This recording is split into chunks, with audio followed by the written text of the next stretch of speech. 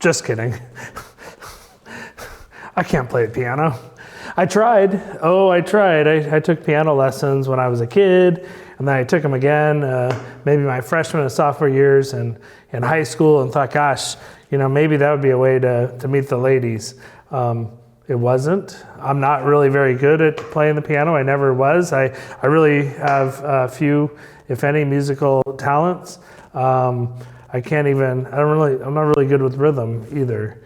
So anyway, the point being, today's reflection on this 29th day of our serving challenge, and we're talking about ability.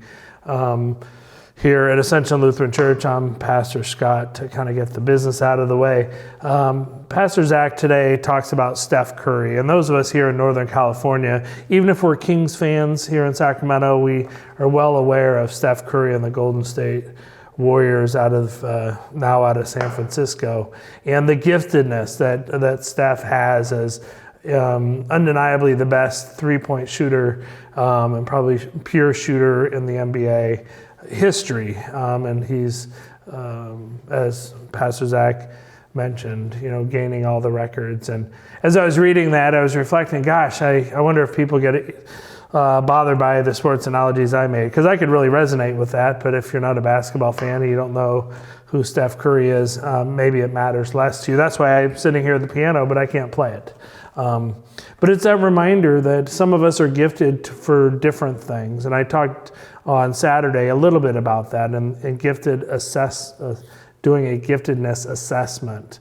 No giftedness assessment is going to say I've got musical talents because they're very low in terms of, I suppose I might have that much of them.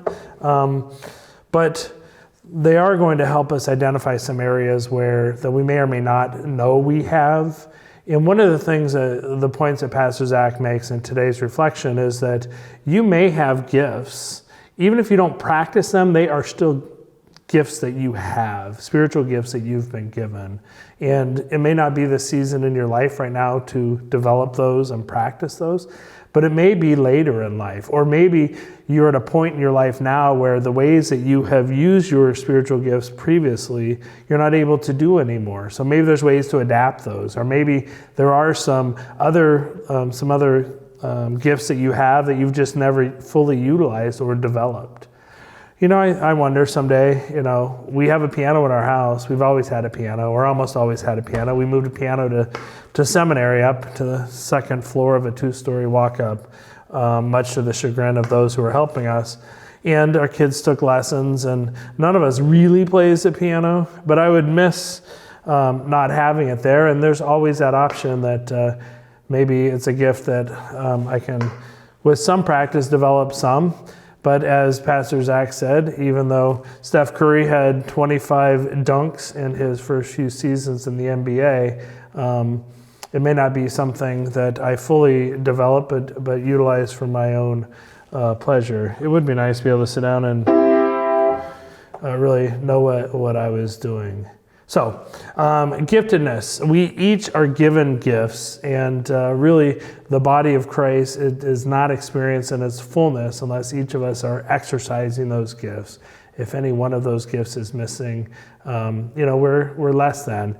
We've got the image of the body and all the parts of the body, and if your little toe hurts, it seems like it doesn't matter much, but in the reality, it plays a big part in your whole wellness. And the same is true of our spiritual giftedness in the body of Christ. So again, another encouragement for us to reflect upon what are your abilities or areas of giftedness. And Pastor Zach gave us a resource today, and if you're looking for resources later, maybe your small group will do that. And it's likely we'll develop some others if yours isn't doing that and you want to explore that later. So it's great spending a part of this first day of the new week with you, and I'll see you tomorrow for day 30 of the Serving Challenge. Take care.